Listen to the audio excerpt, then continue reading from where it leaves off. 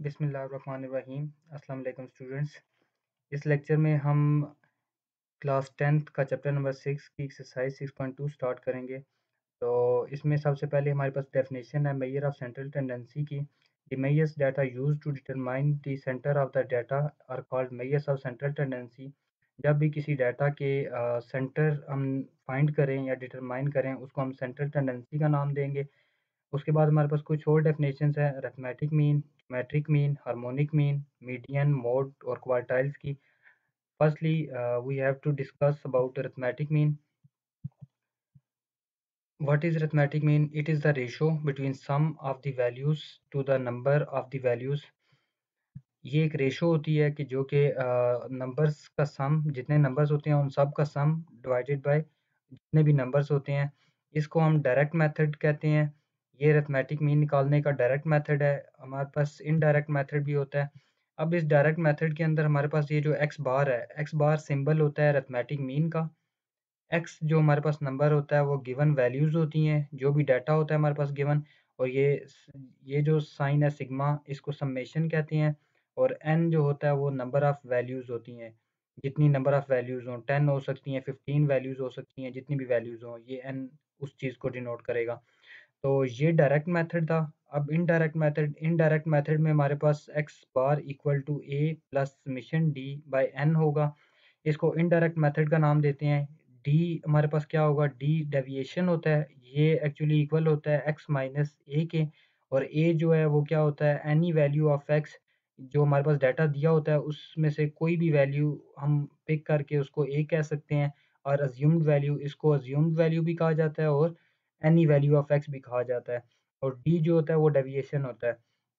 ये कुछ डेफिनेशन थी। इसके अंदर जो मेन जो 2 चीज़ें थी वो क्या थी? अरिथमेटिक मीन निकालना, किसी भी डाटा का अरिथमेटिक मीन निकालना।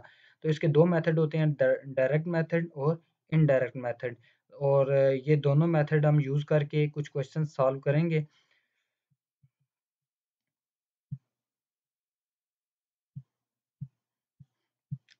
तो ये क्वेश्चन नंबर 3 है हमारे पास। Find arithmetic mean by direct and indirect methods for the following set of data. ये हमारे पास एक सेट ऑफ डाटा है, ये दूसरा पार्ट है। इसका फर्स्ट पार्ट बिल्कुल एज़ इट इज़ ऐसे ही होगा। तो इसमें हम दोनों मेथड यूज़ करेंगे। सबसे पहले हम इस डाटा को एक्स के कॉलम में लिख लेंगे। 200, 225 ये सारा हम डाटा लिख लेंगे। और इस सारे का जो सम होगा वो हम सम करेंगे कैलकुलेटर पे। तो 2030 हो जाएगा। तो इसमें हम 2030, अब जस्ट आपने इस वैल्यू को यूज़ करते हुए हम डायरेक्ट मेथड से हम ये इसका आंसर निकाल सकते हैं अरिथमेटिक मीन का। Arithmetic mean equal to summation x by n. Summation x मैं आपको बता चुका हूँ कि ये एक्स आपके पास टोटल जो सम होगा इसको समेशन एक्स का नाम देंगे, ठीक है। बेशक आप लोग इसके साथ नीचे लिख लें समेशन एक्स इक्वल टू 2030। तो ये समेशन एक्स की वैल्यू हमारे पास 2030 आ चुकी है। और ये कितनी नंबर ऑफ वैल्यूज़ थी, 1 2 3 4 5 6 7। तो एन की जगह हम 7 रखेंगे। इस चीज़ को आप डिवाइड करें तो 290 आता है। तो ये अरिथमेटिक मीन आप लोग डायरेक्ट मेथड यूज़ करते हुए आप लोग 290 फाइंड कर सकते हैं। अच्छा, अब इसी में हमने इनडायरेक्ट मेथड भी हमने अप्लाई करना है। तो इनडायरेक्ट मेथड के लिए हमें डी चाहिए होगा। तो डी के लिए हमें ए चाहिए होगा। ए अब आपके पास कोई भी अज्यूम्ड वैल्यू होती है, ठीक है। आप जो मर्ज़ी पिक कर लें, 350 ले सकते हैं, 375 ले सकते हैं। इट डिपेंड्स अपॉन यू कि आप कौन-सी वैल्यू पिक करते हैं। तो इसमें 350 को अज़्यूम्ड वैल्यू यहाँ पे लिया हुआ है। तो ये x माइनस ए, ये x की वैल्यू है और a की वैल्यू ये 350 फिक्स हो चुकी है। अब आपने x की हर वैल्यू में से ये 350 को सब्ट्रैक्ट करते जाना है। 200 में से 350 को माइनस करें तो -150 आता है। 225 में से 350 को माइनस करें -125 आता है। 350 में से 350 माइनस करें 0 आता है। 375 में से 350 माइनस करें 25 आएगा। इसी तरह बाकी की रिमेनिंग वैल्यूज़ में से आपने 350 को माइनस करना है तो आपके पास ये वैल्यूज़ आ जाएँगी, -80, -30, -60। अच्छा, इन सब का हम सम करेंगे कैलकुलेटर में तो हमारे पास -420 आ जाएगा। तो अब आप लोग इनडायरेक्ट मेथड यूज़ कर सकते हैं क्योंकि हमारे पास ए भी आ चुका है और डी भी आ चुका है। तो x bar equal to A plus summation D by N. ये समेशन क्या होता है? समेशन ये होता है कि किसी भी चीज़ का समेशन वो होगा कि उसकी सारी वैल्यूज़ का सम। तो ये डी की सारी वैल्यूज़ हैं, इन डी की सारी वैल्यूज़ का सम जो होगा वो समेशन डी होगा।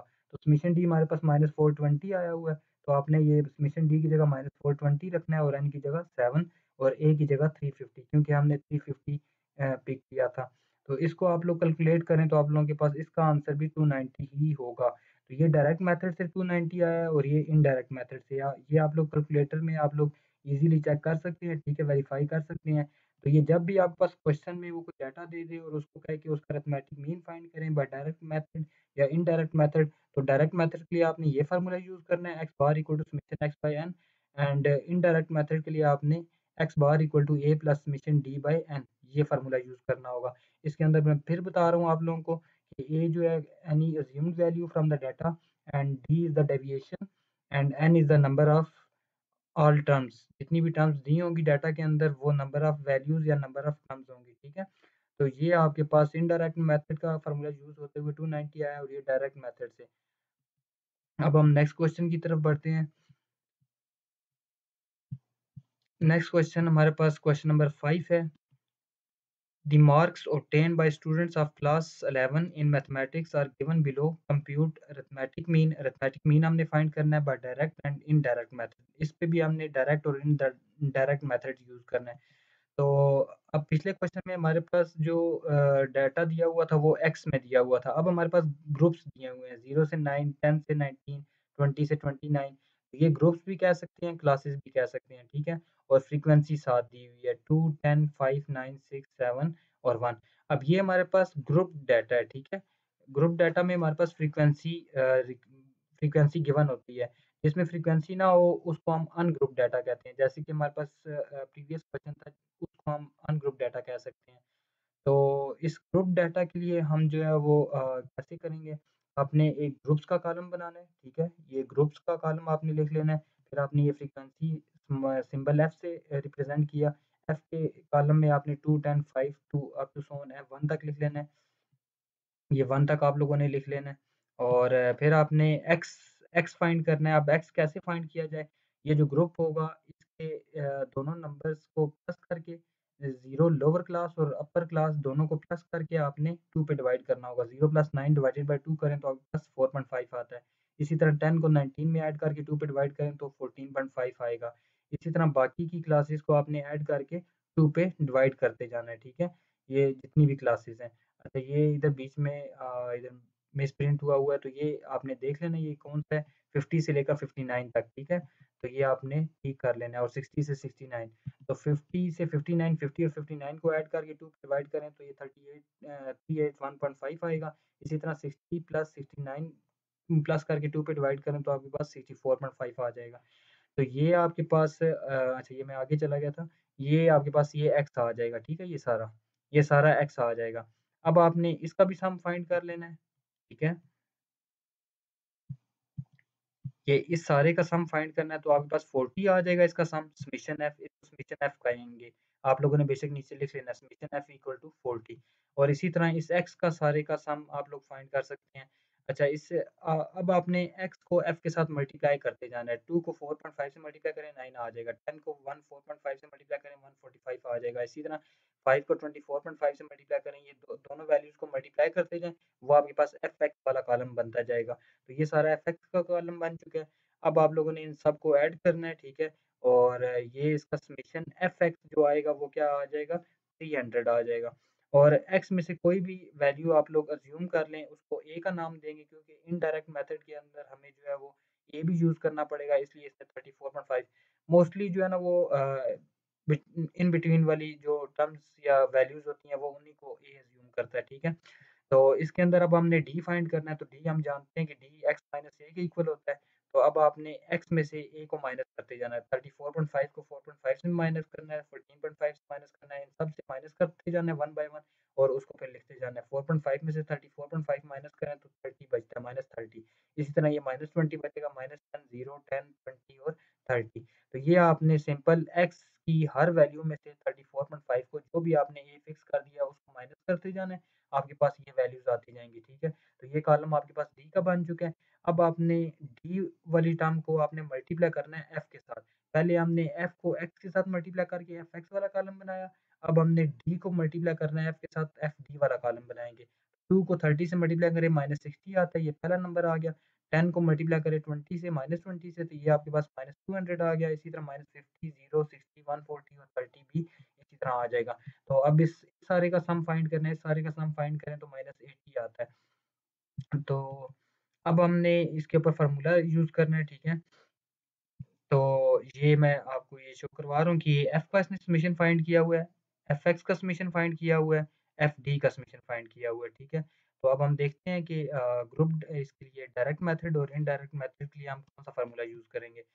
X bar equal to summation f x by summation F.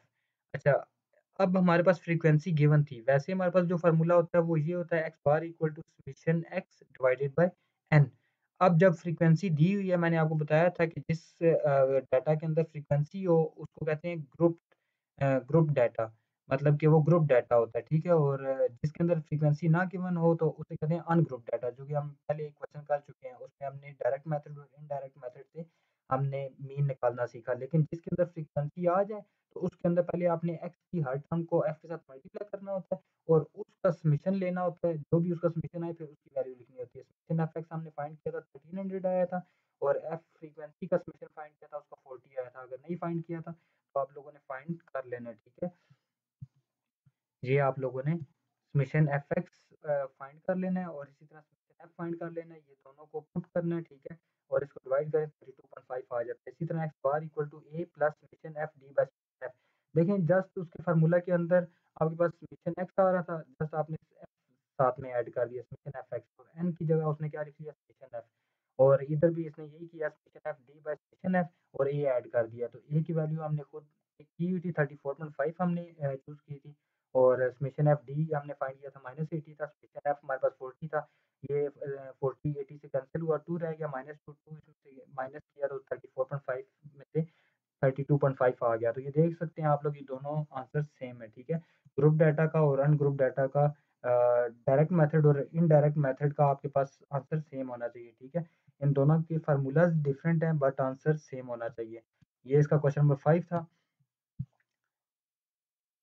अब हम लोग ज्योमेट्रिक मीन की तरफ बढ़ते हैं। ज्योमेट्रिक मीन की डेफिनेशन क्या है? Geometric mean it is the nth root of the product of n values, ठीक है? n वैल्यूज़ का nth रूट। अगर लेट्स सपोज़ आपके पास 2 वैल्यूज़ हैं तो उसका सेकंड रूट होगा, अगर 3 वैल्यूज़ हैं थर्ड रूट होगा। लेट्स सपोज़ यहाँ तक है तो फिर ये 1/3 होगा, अगर 2 वैल्यूज़ हैं तो 1/2 होगा। इसी तरह 4 वैल्यूज़ हैं तो 1/4 होगा, अब n वैल्यूज़ हैं तो ये 1/4 होगा। ज्योमेट्रिक मीन का ये फ़ॉर्मूला याद रखना है आप लोगों ने। इसी तरह ज्योमेट्रिक मीन का आप लोग इसका एक और फ़ॉर्मूला यूज़ करते होते हैं, antilog summation log of X by N. ये एक और फ़ॉर्मूला है इसका। फिर इसी तरह ग्रुप डाटा के लिए ये अनग्रुप डाटा के लिए आपके पास ये फ़ॉर्मूला है और ये ग्रुप डाटा के लिए, क्योंकि ग्रुप डाटा में फ्रीक्वेंसी दी होती है तो इसलिए समेशन एफ लॉग एक्स, मतलब एक्स की जितनी वैल्यूज़ हैं उन सबका पहले एक 1 बाय 1 लॉग लेना है। फिर आपने उस लॉग वाले टर्म्स को जो है वो एफ के साथ मल्टीप्लाई करना है और वो वाला जो कॉलम बनेगा उसका समेशन फाइंड कर लेना है और एफ का समेशन आपने अलग से भी फाइंड करना है। फिर आपने इनकी वैल्यूज़ पुट करनी है और उनका एंटी लॉग ले लेना है, ठीक है? Harmonic mean it is the reciprocal of arithmetic mean of the reciprocal of values in symbol harmonic mean equal होगा n number of values divided by summation 1 by x। x जितनी values दी होंगी उनको 1 by 1 आपने उनका reciprocal लेते जाना है और उनका जो कॉलम होगा उसके कॉलम में जितनी वैल्यूज आएंगी उनका सम ले लेना है और वो आपके पास सम का जो भी आंसर आया। ये हार्मोनिक मीन का ये फार्मूला है किसके लिए? अनग्रुप डाटा के लिए। ग्रुप डाटा के लिए आपके पास ये फार्मूला होगा summation F by summation F by X. मैं फिर बता रहा हूँ, जस्ट आपके पास ग्रुप डाटा में फ्रीक्वेंसी दी होती है तो आपके पास जहाँ जहाँ एन आ रहा होता है इस फार्मूले में वहाँ समेशन एफ आ जाता है और जहाँ पे आपके पास समेशन वन बाय एक्स है जैसे कि इधर, तो इधर आपके पास समेशन एफ बाय एक्स आ जाएगा, मतलब जस्ट उसके साथ एफ मल्टीप्लाई हो जाता है। एफ इधर देख लें मल्टीप्लाई हुआ है, एफ एफ को वन बाय एक्स से मल्टीप्लाई करें तो एफ बाय एक्स हो जाता है। तो ये ग्रुप डाटा के लिए फार्मूला है, ये अनग्रुप डाटा के लिए फार्मूला है। तो अब हम इसका कोई क्वेश्चन करते हैं। तो ये इसकी एक एग्जांपल है। इसके क्वेश्चन एक्सरसाइज में शायद गिवन नहीं है, तो find geometric mean of 248। 3 values हैं, इनका basic formula and using logarithm formula. Basic formula use करके भी आपने फाइंड करना है और लॉगरिथम फार्मूला भी यूज़ करके फाइंड करना है। अच्छा, ये आप लोगों के पास अनग्रुप डाटा है, इसके अंदर फ्रीक्वेंसी गिवन नहीं है, ठीक है? तो इसलिए ज्योमेट्रिक मीन का फार्मूला है x1 x2 x3 की पावर 1/3। मैंने बताया था अगर 3 वैल्यूज़ हो तो रूट इसका थर्ड रूट होगा। इनकी वैल्यूज़ पुट करेंगे 2 4 8 और 1/3 इनको मल्टीप्लाई करें 64, 64 की पावर 1/3, अब ये 4 का क्यूब होता है, 3 3 से कैंसल हो जाएगा, 4 आंसर आ जाएगा। अब ये तो आ गया ज्योमेट्रिक मीन इसका बेसिक फार्मूला से। अब लॉगरिथमिक फार्मूला से, लॉगरिथमिक फार्मूला क्या था हमारे पास? लॉगरिथमिक फार्मूला के अंदर आप लोगों को पता था कि लॉग आ रहा है, ठीक है। सबसे पहले x को लिख लेना है 248, एक कॉलम में लिख लेना है, फिर इनका लॉग लेते जाना है, 2 का लॉग लें ये बनता है, 4 का लॉग लें ये बनता है, 8 का लॉग लें ये बनता है। इन सारों का सम करें तो 1.8062, तो ये इसका सम फाइंड करें, समेशन लॉग ऑफ x आपके पास ये होगा, ठीक है। अब बस इसमें ये 2 ही कॉलम होने चाहिए। तो जीएम, अब इसका आपने फार्मूला लगाना है, anti log summation log of x divided by n। Summation log x आपके पास 1.8062 आया हुआ है, और n हमारे पास नंबर ऑफ वैल्यूज कितनी है? 3। ये 3 है, तो इसको आप डिवाइड करें पहले, 0.6021 आ जाएगा। इस चीज़ का एंटी लॉग लें, तो इसका एंटी लॉग लें तो 4 आता है। ये तो इसका क्वेश्चन नंबर इसकी एग्जांपल थी। तो फाइंड हार्मोनिक मीन ऑफ 12584। अब हमने हार्मोनिक मीन फाइंड करना है। हार्मोनिक मीन के अंदर हमने फार्मूला देखा था कि हमारे पास x वाला कॉलम होना चाहिए और 1/x वाला। तो जस्ट आपने x का कॉलम लिखा 12584, क्योंकि 4 वैल्यूज़ हैं, इनका जस्ट आपने रेसिप्रोकल लेते ही इसको 1/12 करें तो आपके पास ये आंसर आता है। 1/5 करें, कैलकुलेटर में कैलकुलेट करें तो 0.2 आता है। 1/8 करें ये आ जाएगा, और 1/4 करें तो आपके पास 0.25 आएगा, ठीक है। 0.25 आएगा। अब इसका आपने इन चारों वैल्यूज़ का सम फाइंड कर लेना है, ठीक है, समेशन। ये नीचे लिखा नहीं हुआ, आप लोगों ने इसका समेशन कैलकुलेटर में फाइंड कर लेना है, ठीक है। चारों को प्लस करना है, आपके पास समेशन 1/x की वैल्यू आ जाएगी।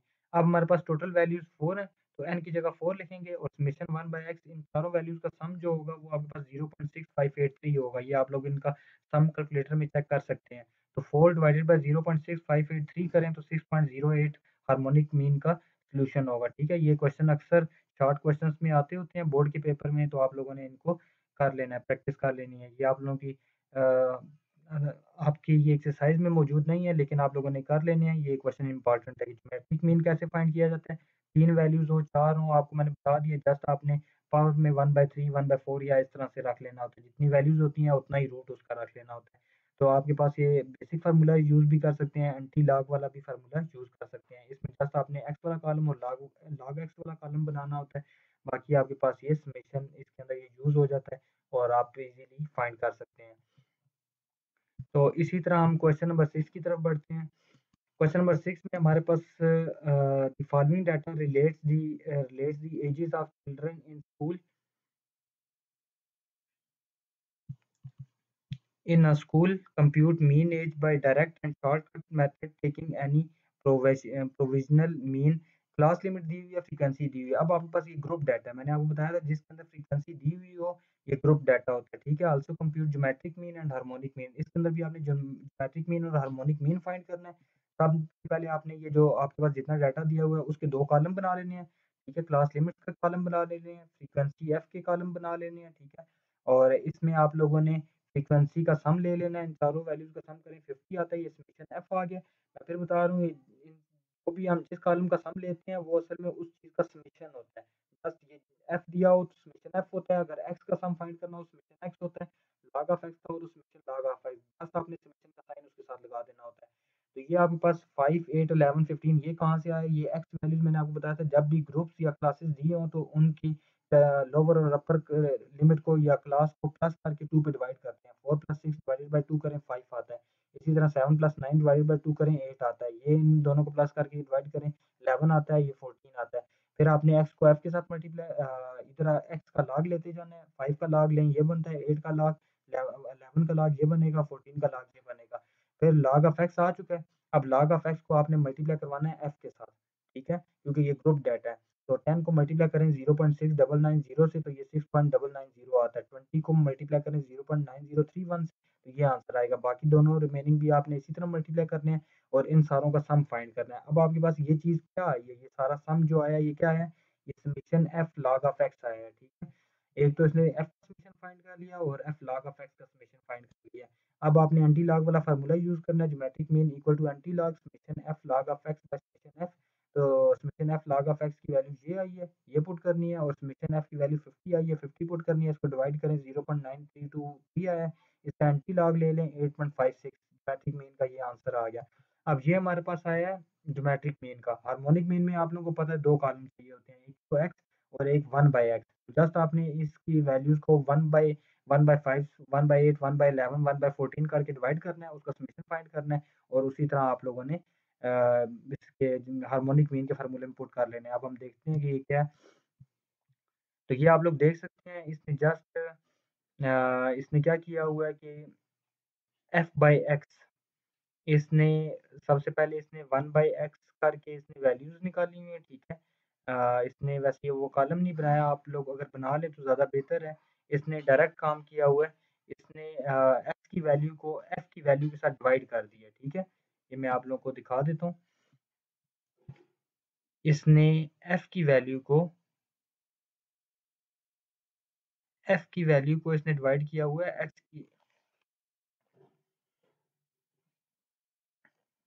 f की वैल्यू और x की वैल्यू डिवाइड की हुई है, तो 10 डिवाइडेड बाय 5 करेगा, 20 डिवाइडेड बाय 8 करेगा, 13 डिवाइडेड बाय 11 करेगा और 7 डिवाइडेड बाय 14 करेगा। वो 4th नंबर पे कॉलम बनेगा। ये मैं आप लोगों को शो करवाता हूँ।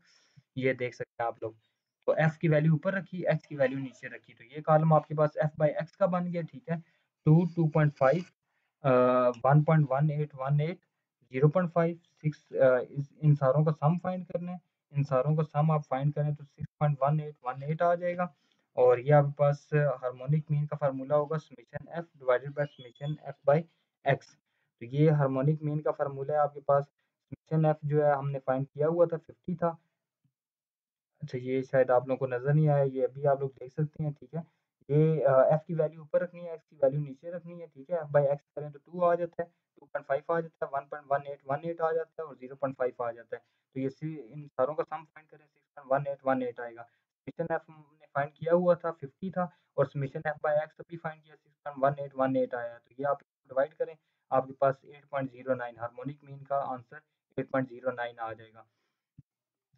इसी तरह हमारे पास मीडियन का फार्मूला है। मीडियन की डेफिनेशन है, median is the middle most value of an arrange data. कोई भी अरेंज डाटा है उसकी मोस्ट मिडल वैल्यू को हम मीडियन कहते हैं।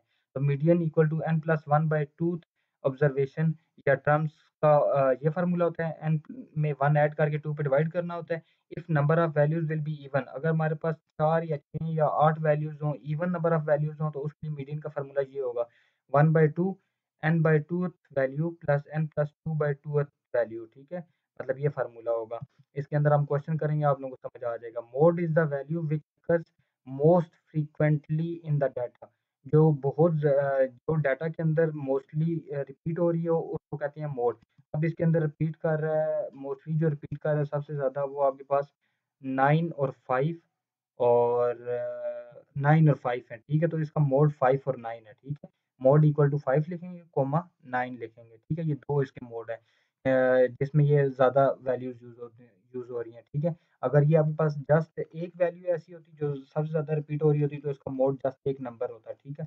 तो अब ये 2 नंबर्स हैं, दोनों 2-2 बार यूज़ हो रही हैं, इसलिए 5 भी इसका मोड है, 9 भी इसका मोड है, ठीक है। तो अब इसमें हम एक एग्ज़ाम्पल कर लेते हैं। फाइंड मीडियन ऑफ, ये वैल्यूज़ दी हुई हैं, इनका मीडियन फाइंड करना है by arranging in ascending order. सबसे पहले आपने इस डाटा को अरेंज कर लेना है असेंडिंग ऑर्डर में। असेंडिंग ऑर्डर मतलब छोटे से बड़े की तरफ। सबसे पहले 79 लिखना है, 82, 86, 92, 93 मतलब कि तरतीब में लिखना है, ठीक है, छोटे से बड़े नंबर की तरफ। मीडियन इक्वल टू n+1/2 इसकी वैल्यू होती है, ठीक है। ये फार्मूला होता है क्योंकि 8 नंबर ऑफ टर्म्स हैं, ये 5 वैल्यूज़ हैं, इसलिए n+1/2 करना है। अगर इवन होता तो इसका फार्मूला दूसरा यूज़ होता। तो ये n इसमें हमारे पास 5 वैल्यूज़ हैं, तो ये 5 लिखेंगे, 5 प्लस 1/2 लिखेंगे, ये 6/2 हो जाएगा, तो थर्ड वैल्यू। तो तीसरी वैल्यू इसकी जो होगी वो मीडियन होगी 86। तो मीडियन इसकी 86 है। फाइंड मीडियन ऑफ, अब आपके पास ये डाटा है, इसके अंदर 6 वैल्यूज़ हैं। अब आप लोगों ने मेरे ख्याल में दूसरा फार्मूला यूज़ करना है। सबसे पहले इसको अरेंज कर लेना है by arranging in ascending order. मैं फिर बता रहा हूँ, मीडियन फाइंड करने के लिए सबसे पहले आपने डाटा को अरेंज करना होगा छोटे नंबर से बड़े नंबर की तरफ। तो 1.9, 2.3, 2.5, 2.7 ये आपने अरेंज कर लिया 3.1 तक। मीडियन का formula 1/2 n/2th value plus n+2/2th value.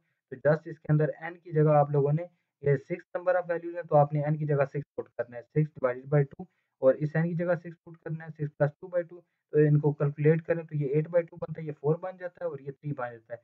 8 और 3 आपके पास 4 और 3 कितना बन जाता है? ये आप लोग अगर डिवाइड करें तो थर्ड वैल्यू हमारे पास थर्ड वैल्यू इधर लिखनी है, ठीक है? 6/2th वैल्यू मतलब थर्ड वैल्यू लिखनी है, 1, 2, 3 2.5 लिखना है इसकी जगह थर्ड वैल्यू की जगह और फोर्थ वैल्यू की जगह आप लोगों ने 2.7 लिखना है। तो इन दोनों को ऐड करें, 2 डिवाइड करें, आपके पास मीडियन आ जाएगा, ठीक है? तो ये आपके पास even number of even values के लिए फ़ॉर्मूला था और ऊपर हमारे पास जो था वो नंबर ऑफ ऑड वैल्यूज़ के लिए, नंबर ऑफ ऑड टर्म्स के लिए था, ठीक है? इसमें हमारे पास अब हम नेक्स्ट क्वेश्चन देख लेते हैं।